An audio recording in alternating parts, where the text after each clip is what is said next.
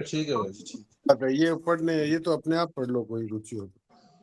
अब तो ये जो आपने ऊपर बात बताई बहुत गहरी बात है, बात बहुत बढ़िया, धन्यवाद भाई।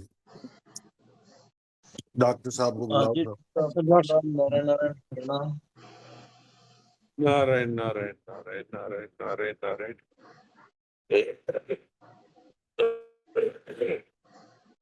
ये सर्वोच्च जो मनुष्य की स्थिति है उसका वर्णन हुआ है। ऐसा ब्राह्मी स्थिति पार्थ नैनां प्राप्य विमुह्यति स्थित्वा शामंत काले भी ब्रह्म निर्वाण मुच्यति।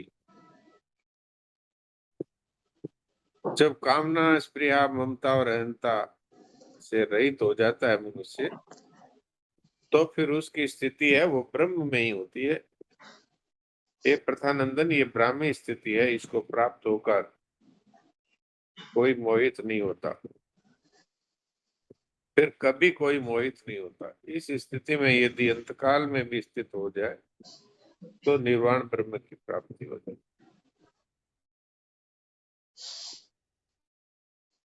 जब मनुष्य अहं रहित हो जाता है तब फिर इस शरीर का कोई मालिक नहीं रहता, अर्थात व्यक्तित्व मिट जाता है। तब एक ब्रह्म ही रह जाता है।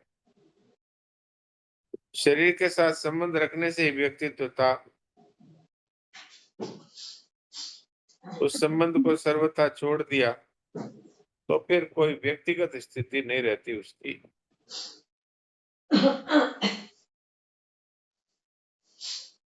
वास्तव में ये स्थिति हमें प्राप्त करनी है, ऐसा इसलिए कहा जाता है कि हमने अपनी स्थिति को संसार और शरीर में अपनी तरफ से मान लिया। नहीं तो वास्तव में ये स्थिति पहले से है और इस स्थिति से हम कभी हट नहीं सकते, पर हमने मान लिया कि हम शरीर और संसार में हैं और ये शरीर संसार सत्य है, इसलिए उस तरफ से हमारी दृष्टि हट गई। वास्तव में ये नित्य योग की प्राप्ति, अर्थात जो पहले से ही व्यक्तित्व रहित हमारी स्थिति है, उसी की प्राप्ति है, अर्थात उसी की तरफ हमारी दृष्टि जाती है।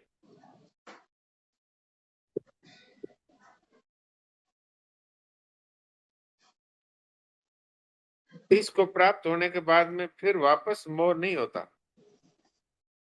क्योंकि ये वास्तविक जो स्थिति हमारी है उसकी जानकारी हो गई, अर्थात उसकी तरफ दृष्टि हो गई, तो अपना जो व्यक्तित्व था वो समाप्त होते ही एक पूर्ण ब्रह्म, जो सर्वव्यापक ब्रह्म है, वही रह जाता है।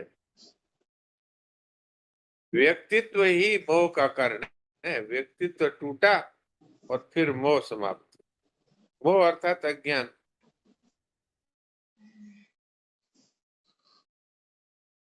अब हैं तो हम सब, लेकिन शरीर के साथ, संसार के साथ, यानी असत के साथ अपनी एकता मानते रहना, यही अज्ञान है, इसी को मोह कहते हैं। जब साधक असत को ठीक से जान लेता है तो असत की निवृत्ति हो जाती है। महाराज जी कहते हैं कि अगर हम कह रहे हैं कि हम असत को जानते हैं और फिर भी असत में ममता और कामना है, तो वास्तव में हमने असत को जाना ही नहीं, प्रत्युत सीखा है। सीखे हुए ज्ञान से असत की निवृत्ति नहीं होती, अर्थात असत के प्रति ममता, कामना, स्पृहा इत्यादि रहती है। एक बार इस स्थिति का अनुभव होने के बाद फिर मोह नहीं हो सकता।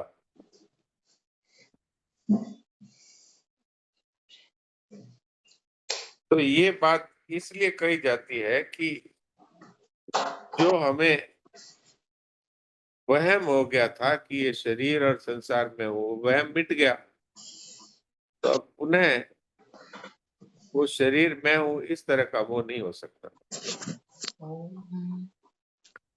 ये स्थिति अंतकाल में भी यदि हो जाए तो भी मनुष्य निर्वाण ब्रह्म को प्राप्त हो जाता है। ये भगवान की तरफ से विशेष छूट है। पर इसमें ये शंका है कि जब मन बुद्धि इंद्रियां सही ढंग से काम कर रहे थे, विवेक सही ढंग से अपना जागृत था, उस समय में भी वो मनुष्य निर्वाण ब्रह्म की प्राप्ति नहीं कर पाया, तो फिर अंतकाल में कैसे हो जाएगी? तो यहाँ पर महाराज जी ये कहते हैं कि इसमें बुद्धि की आवश्यकता नहीं होती। बुद्धि है ये तो कर्ण है, और ये जो ज्ञान है ये कर्ण निरपेक्ष है। और मृत्यु के समय जब प्राण निकलते हैं तब शरीर से स्वतः ही संबंध विच्छेद होता है। यदि पहले के साधन के अभ्यास से अथवा भगवत स्मृति से अथवा संत कृपा से अंत समय में भी उस तत्व की तरफ दृष्टि हो जाए, अर्थात अपने स्वरूप की तरफ लक्ष्य हो जाए, तो उसको तत्काल निर्विकल्प बोध हो सकता है। क्योंकि निर्विकल्प अवस्था में तो अभ्यास, विचार, निधिध्यासन इनकी जरूरत है, पर निर्विकल्प बोध तो अवस्थातीत स्थिति है, उसमें बुद्धि की आवश्यकता नहीं है, अर्थात बुद्धि से संबंध छूटता है तभी निर्विकल्प बोध होता है। इसलिए इससे एक बात सिद्ध ये भी होती है कि वास्तव में ये जो ज्ञान है ये अभ्यास से नहीं होता, ये है तत्काल होने वाली बात। अर्थात मनुष्य की जब भूल मिटती है तो तत्काल भूल रहित हो जाता है। अगर अंतकाल में भी ये स्थिति हो जाए, अर्थात मनुष्य की इस तरफ दृष्टि हो जाए, तो निर्वाण ब्रह्म को प्राप्त हो जाता है, अर्थात नित्य योग को प्राप्त कर लेता है।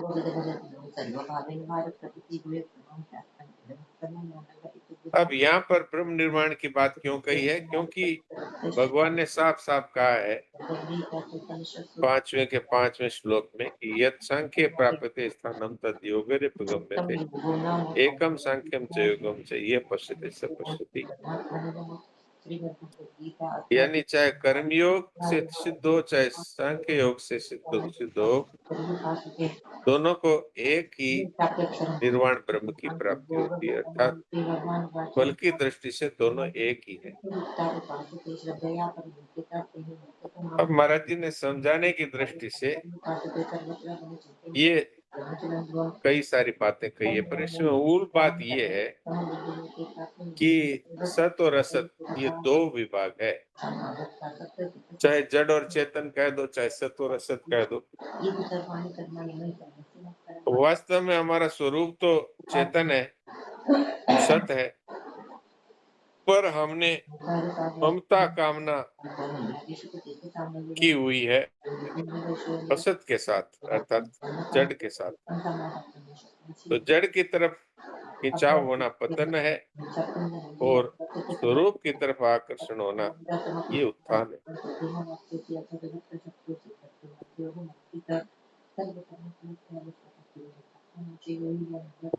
तो बात तो सिर्फ दूसरे अध्याय के 16वें श्लोक में जो बताई है उतनी ही है।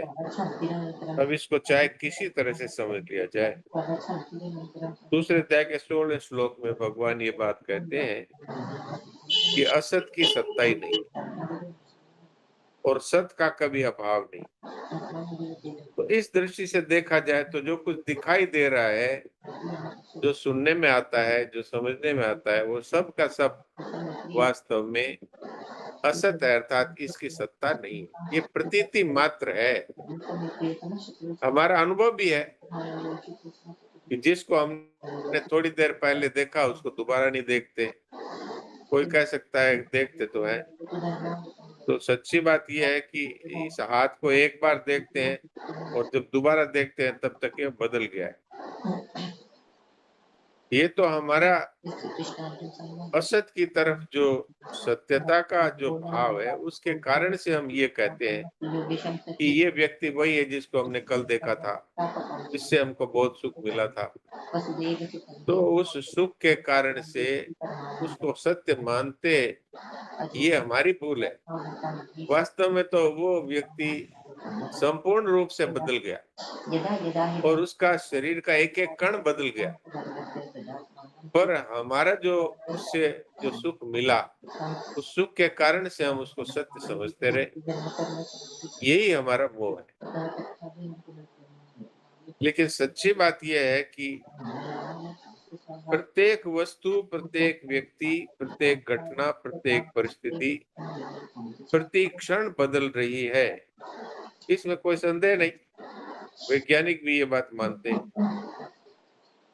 अगर ये बात हम आज और इसी क्षण स्वीकार कर लें कि संसार की कोई भी वस्तु एक क्षण भी टिकती नहीं, अर्थात प्रति क्षण मौत के मुंह में जा रही है, तो इसकी प्रतीति है। इस प्रतीति को सत्यता जब तक हम मानते रहेंगे, तब तक इसके प्रति जो राग है ये मिटेगा नहीं। और राग ही बंधन है, राग ही ममता का कारण है, राग ही कामना का कारण है, राग ही अहंकार का कारण है। इसलिए किसी भी प्रकार से विवेक पूर्वक ये बात हमें अच्छी प्रकार से समझनी है कि जो कुछ दिखता है, देखिए सुनिए गुनिए मन माही, मोह मूल परमारथ नाही। तुलसीदास जी महाराज कहते हैं जो दिखने में आता है, जो सुनने में आता है, दिखने में क्या आता है ये संसार, सुनने में क्या आता है, स्वर्ग है, अप्सराएं हैं, ये भोग है, वो भोग है। और बुनिए मनमाही, अपने मन में जो हम अपने मनोराज्य बनाते हैं, ऐसा हो जाएगा तो फिर ऐसा कर लेंगे, ऐसा हो जाएगा तो फिर ऐसा कर लेंगे, ये हो जाएगा तब इतनी हमारी प्रसिद्धि हो जाएगी, ये हो जाएगा तो हमारा इतना बल बढ़ जाएगा, इत्यादि। ये सब क्या है? मोह मूल। वास्तव में यह ज्ञान है, परमार्थ नहीं। वास्तव में ये नहीं है। जैसे स्वप्न की सृष्टि नहीं होती है, ऐसे यह सृष्टि भी नहीं रहती है। वास्तव में हमारे सामने ही नष्ट हो रही है। अगर स्थूल रूप से देखें तो मैं कई बार ये बात कहता हूँ, एक आदमी जिसको हमने 1 घंटे पहले देखा था, अभी कहते हैं कि वो तो नहीं है, तो वो नहीं था तभी तो नहीं है। तो ये बात हमारे समझ में क्यों नहीं आती? क्योंकि हमें तो इसी से सुख लेना है। ये है मूल बाधा। हमको इस व्यक्ति से सुख लेना है, हमको इस वस्तु से सुख लेना है। और यहाँ तक हमारी बुद्धि भ्रष्ट हो जाती है कि हम उसी का आश्रय स्वीकार कर लेते हैं। धन के बिना काम नहीं चलेगा, अर्थात धन का आश्रय।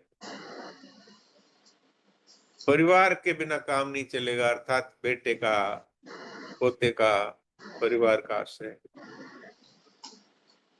लेकिन मालूम है अच्छी तरह कि वही बेटे, वही पोते बाप को घर से धक्का दे करके निकाल देते हैं, और कोई अनजान जगह पे छोड़ के आ जाते हैं, कोई लोक लाज की दृष्टि से वृद्धाश्रम में छोड़ के आ जाते हैं, कोई घर में रहते हुए भी दिन और रात अपमान की लातें मारते रहते हैं।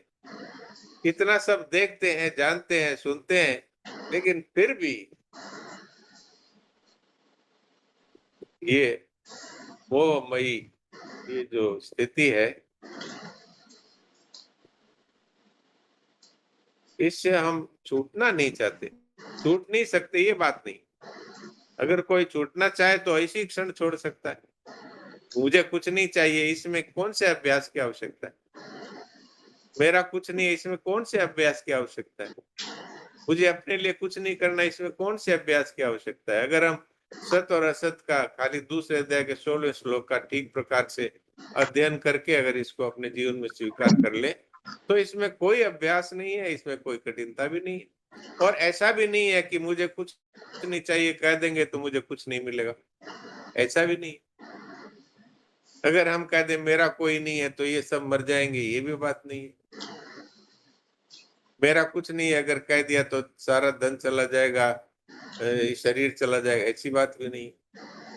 और मुझे अपने लिए कुछ नहीं करना है, अगर ऐसा सोच लिया तो हम जड़वत हो जाएंगे, ऐसी बात भी नहीं। जो वास्तविकता है उसको हम स्वीकार करते नहीं, कर सकते नहीं, ये बात नहीं, करते नहीं।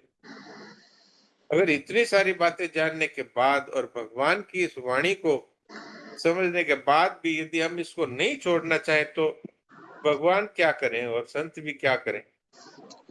और भगवान ने इसके लिए स्वाधीनता दे दी, भाई तुम संसार को अपना मानो चाहे मुझे अपना मानो। अब वो दी स्वाधीनता भगवान लेते नहीं और हम उस दी स्वाधीनता का दुरुपयोग करना छोड़ते नहीं, इसलिए जन्मते मरते।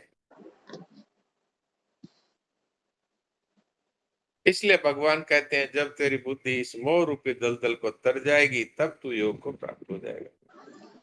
अर्थात जो नित्य योग है उसमें तुम्हारी स्थिति हो जाएगी, यही ब्राह्मी स्थिति है। और इसका एक बार अनुभव होने के बाद फिर कभी मोह नहीं होता। यज ज्ञात्वा न पुनर्मोह।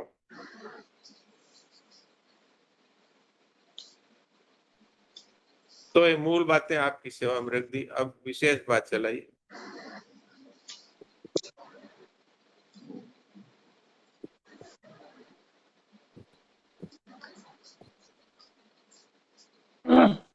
डॉक्टर साहब राम। राम राम। दो बातें हैं, एक निर्वाण ब्रह्म की प्राप्ति, दूसरा है समग्र परमात्मा ब्रह्म की प्रतिष्ठा। यानी निर्वाण ब्रह्म की प्राप्ति का ऐसा भी अर्थ ऐसा ले लेना चाहिए कि परमात्मा तत्व का अनुभव, प्राप्ति, जन्म मरण से छुटकारा। और समग्र परमात्मा ब्रह्म की प्रतिष्ठा का अर्थ यही लेना चाहिए कि समग्र परमात्मा सर्वोपरि है। प्रतिष्ठा का मतलब यही हुआ। हाँ, सरल शब्दों में कहे तो प्रतिष्ठा का अर्थ ये है कि जो निर्वाण ब्रह्म है वही भगवान कृष्ण कहते हैं, वही मैं हूँ। ठीक है।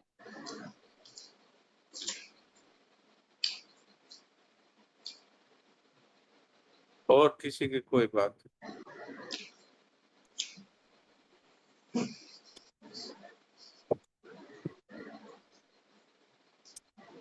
प्रणाम डॉक्टर साहब। इस निर्वाण की स्वामी जी ने भाव ये इसमें गीता प्रबोधनी भी बताए अपने निर्वाण का अर्थ बताए। हाँ जी बताइए। नहीं आप बताओ, मैं तो पढ़ देता हूँ आपको, तो आप थोड़ा। हाँ पढ़ी। पेज नंबर जरूर बताइए जी। ये पेज नंबर श्लोक है, पेज नंबर 67, अध्याय 2, 72वां श्लोक जो चल रहा है। ऐसा ब्राह्मी स्थिति पार्थ है, नैनाम प्राप्य विमुह्यति स्थित्वा श्यामंत काले भी ब्रह्म निर्वाण मुच्यति। इसमें व्याख्या में जो पहला पैराग्राफ ये कि अहंता रहित होने पर मनुष्य ब्राह्मी स्थिति को प्राप्त हो जाता है, और यानी उसकी अपनी कोई स्वतंत्र स्थिति नहीं रहती। इस ब्राह्मी स्थिति की प्राप्ति एक बार और सदा के लिए होती है, क्योंकि ब्रह्म में हमारी स्वतः स्वाभाविक स्थिति है। इसलिए एक बार हो जाती है तो वो सदा के लिए हो ही जाती है, फिर वो मिट जाता है। अहंकार के कारण इसका अनुभव नहीं होता। तो स्वामी जी कहते हैं मैं हूँ मिट जाए और है रह जाता है, यही ब्राह्मी स्थिति है। ये प्रवचन में कई बार स्वामी जी है के बारे में बताते, मैं के कारण ही हूँ है, मैं नहीं है तो फिर अहंकार मिट गया। अहंकार की श्लोक में खास बात लगी मुझे, तो ये अहंकार छोड़ना है तो व्यक्तित्व तो रह रहेगा, ब्राह्मी स्थिति हो गई। तो ये जो है यानी विकेट में दिए सत्ता मात्र हमारा स्वरूप है, अतः मैं। स्वामी जी कहते हैं इसको मिटाना नहीं है, मैं को प्रत्युत स्वीकार ही नहीं करना है, क्योंकि मिटाने स्वीकार करो, इसको मिटाने का प्रयत्न करना तो सत्ता देना है। स्वीकार ही नहीं करो, मैं है ही नहीं, मान्यता है उसको छोड़नी है। ये तो उसके बारे में बताया। फिर आगे अगले 68 प्रश्न में निर्वाण का बताया है दूसरा पैराग्राफ है। निर्वाण शब्द के दो अर्थ हैं। पहला है लुप्त यानी खोया हुआ, और दूसरा है विश्राम यानी शांत। शांत ब्रह्म कह दो या खोया हुआ, दो अर्थ है। तो खोए हुए ब्रह्म को पा लेना अथवा परम विश्राम को प्राप्त कर लेना, यही की बात है। खोए हुआ ब्रह्म जो है था, लेकिन हमको पता नहीं था, नष्टो मोह स्मृति लब्धा, वो बात है खोया हुआ। और परम विश्राम को प्राप्त करना, परम शांति, तो ये ब्रह्म की प्राप्ति। ये भी तो निर्वाण शब्द का एक अर्थ शून्य भी होता है। तो यह शून्य का मतलब अभाव का वाचक नहीं है। शून्य का तात्पर्य है कि जो न सत हो, न असत हो, न सत सत हो, और न सत सत से भिन्न हो। यानी शून्य का मतलब है अनिर्वचनीय तत्व, जिसको वाणी से व्यक्त नहीं किया जा सकता। अतस्तत्वं सदसदुभयानुभयात्मक चतुष्कोटि विनिर्मुक्तम शून्यमेव सर्वदर्शन संग्रह में आया है कि जो अनिर्वचनीय ब्रह्म है, उस प्राप्ति के बाद उसको वाणी से कहा नहीं जा सकता, व्यक्त नहीं। ये समझ में, बाकी तो खुलासा डॉक्टर साहब करेंगे। मुझे अच्छा लगा ये इसमें।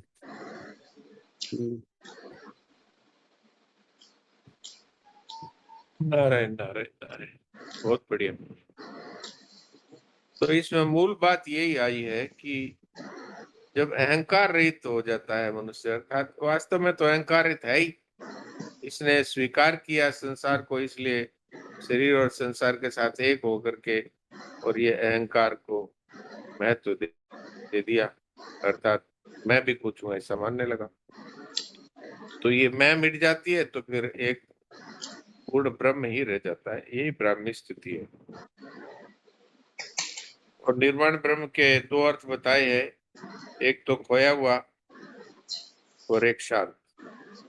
तो खोया हुआ अर्थ है कि वास्तव में जो चीज अपनी थी, लेकिन वो हमके खोने का भ्रम हो गया, तो उसको वापस प्राप्त कर ली। जैसे महाराज जी बताया करते थे कि चाबी ढूंढ रहे हैं, चाबी कहाँ है, कहाँ है, कहाँ है, और अपनी कटी में जो पहले कटी सूत्र बांधते थे, उसी में वो टंगी हुई है। देखा तो ओ पड़ी है, पड़ी, तो खो गई थी और मिल भी गई। तो इसी तरह से ही ये तो अपना स्वरूप ही ब्रह्म है। तो इसको खोज रहे थे, और फिर पाया कहाँ कि मैंपन मिटते ही स्वयं में इसको ब्रह्म को पा लिया, अर्थात ब्रह्म स्वयं ही रहा। और दूसरा अर्थ शून्य है। यह शून्य का अर्थ है जो सत है, न सत है, न असत है, न सत असत दोनों है, और न असत सत असत से भिन्न है, अर्थात अनिर्वचनीय, जिसका वाणी से वर्णन नहीं किया जा सकता, ऐसा ये तत्व है। और वर्णन कौन करे, वास्तव में तो दूसरा कुछ है ही नहीं, एक ब्रह्म ही है। तो कौन करे, किसको करे? अब और कोई बात हो तो बोलिए, और नहीं तो इसका अनुभव करना है। मूल बात ये है। डॉक्टर साहब, ये प्राय श्लोकों में आती है कि आप भी पढ़ते और हम सुनते भी है कि भाई ये तो इसकी स्वतः है, इसको तो हर एक जगह ये वास्तव में तो है ही है। तो ये मेन तो ये शरीर संसार वाले लफड़ा है कि इसको अपना मान लिया, इसीलिए वजह से इसको इतना ये करना पड़ता है। बिल्कुल बिल्कुल, जो वास्तव में नहीं है उसको है मान लिया ना, तो जो है वो छुप गया। वो तो कहीं समाप्त तो हुआ नहीं, क्योंकि वो तो समाप्त कभी होता नहीं है। समाप्त तो असत होता है, सत है उस तरफ अब दृष्टि नहीं रही, क्योंकि असत पर दृष्टि हो गई। ये जैसे मैंने उदाहरण दिया ना, एक आदमी को हमने कल देखा था, उससे हमें बहुत सुख मिला, उस सुख को हमने पकड़ लिया, तो हमने उसी को सत्य मान लिया, ये आदमी है, इससे हमको सुख मिला। वो वास्तव में वो आदमी तो अब है ही नहीं, वहां तो वो दूसरा ही है।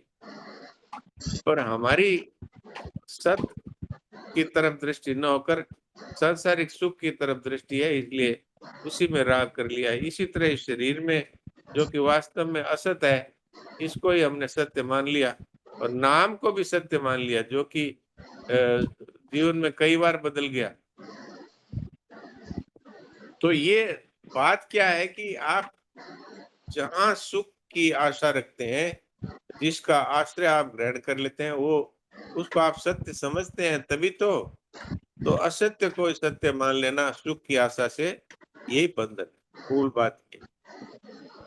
तो मेन ये भूल पूरी तरह इसको मतलब ये इसको अपना नहीं मानेंगे तो ये भूल मिटेगी क्या, या ये जड़ हाँ, अभी कहाँ है? इसी क्षण यदि हम ये स्वीकार कर लें कि ये प्रति क्षण बदल रहा है और ये प्रति क्षण नष्ट हो रहा है, फिर भी ये हमारे मन का, हमारी आंखों का धोखा है और इसमें मिलता किसी को कुछ नहीं है, आज तक किसी को कुछ मिला नहीं। लास्ट में लोग रोते रोते यही कहते गए, हाय मैंने कुछ नहीं किया, जबकि पूरी जिंदगी वो भटकते रहे, कभी धन की, कभी मान की, कभी और सुख की आशा में, मिला कुछ भी नहीं। अंत में ये हाय मैंने कुछ नहीं किया। तो ये हमें पहले ही समझना है कि वास्तव में ये असत है, ये दिखता है पर है नहीं। इसको शास्त्रों में प्रतीति मात्र का है, प्रतीति। और इसमें सिनेमा का उदाहरण बहुत अच्छा है। पर्दे पर हमें सब कुछ दिखता है, लेकिन हमारे अच्छी तरह ये मन में बैठी हुई है कि वहां कुछ नहीं है। पर उसमें भी हमारी जो सुख लेने की आशा है, इच्छा है, उसी के कारण से हम वो कुछ नहीं है फिर भी उसको पैसा दे करके और देखने जाते हैं। ऐसी हमारी स्थिति है संसार के बारे में। मालूम है कि ये आज है और 1 घंटे बाद भी नहीं रह सकता है, ऐसी स्थिति है। फिर भी हमें तो इससे सुख लेना है, तो चाहे वो असत है, चाहे सत है। तो ये वास्तव में तो सुख लेने की जो जो इच्छा है, यही बंधन है और कोई बंधन है ही नहीं। इसी के तो कारण से हमने इसको डॉक्टर सत्य मान इसको रखा है। भूल मान लेंगे तो मिट जाएगी क्या भाई? ये तो भूल ही है। एकदम, एकदम, एकदम। असत को असत स्वीकार करें और फिर इससे ममता कैसे हो सकती है? जैसे हमको पता लग जाए कि जिसके पीछे हम भाग रहे हैं, वो वास्तव में हमको धोखा देने वाला है, तो क्या उससे फिर मित्रता करेंगे? नहीं। प्रणाम प्रणाम, प्रणाम भैया जी। प्रणाम।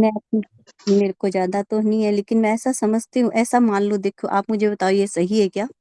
जैसे अपने आप को मरा हुआ मान लेते हैं और आपका शरीर सेवा में लगा देते हैं सबकी, जो भी आए, जैसे भगवान की और सबकी जो भी घर में है, जो भी आते हैं बाहर से और से सेवा में लगा दे, तो सही है ना? फिर मोह छूट जाएगा ना? अभी ये स्वीकार कर लें कि ये शरीर मरा हुआ है, हाँ जी। तो फिर इससे वो कहाँ रहेगा? हाँ, वो तो कई दिनों से ही सोच रखा है। अभी ये सही है ना, मतलब मोह दूर ये करने का बिल्कुल तरीका? सही है, शरीर तो मरा हुआ है ही, हाँ ये जी। तो मुर्दा ही है। अब जो काम कर रहे हैं प्रभु के, जो भी काम करते हैं, हम सोचते हैं भगवान की सेवा ही है ये सब जो भी बस करते हैं। शरीर के द्वारा सेवा होती रहे जब तक हाँ इसमें जी। प्राण है। जी बाकी जी। इससे किसी प्रकार के सुख की इच्छा न रखें तो मुक्त ही है, और क्या है। प्रणाम प्रणाम भैया जी। प्रणाम डॉक्टर साहब, राम राम। प्रणाम। डॉक्टर साहब, अपने हूँ को छोड़कर है को मानना, अभी जो बात चल रही है इसको वही बात मान के चले अपने, कि भी हूँ को छोड़ देना है या हूँ को स्वीकार नहीं करना है। भाई स्वीकार हाँ, करेंगे तो उसको मतलब अपन मानेंगे कि ये है, फिर उसको छोड़ना मुश्किल हो जाएगा। तो इससे अच्छा है की तरफ जाए अपने।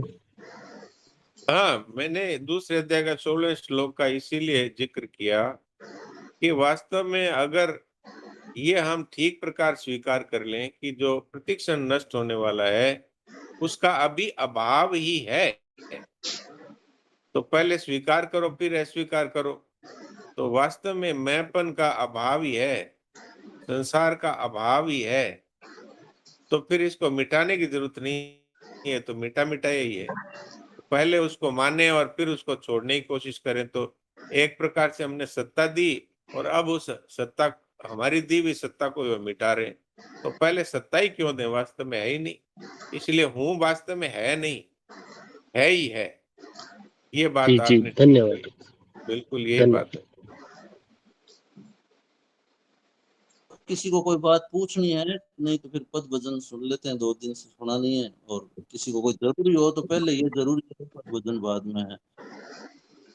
ठीक है डॉक्टर साहब, कोई बोल नहीं रहे हैं तो पद भजन सुनाओ आज। सुनिए सब।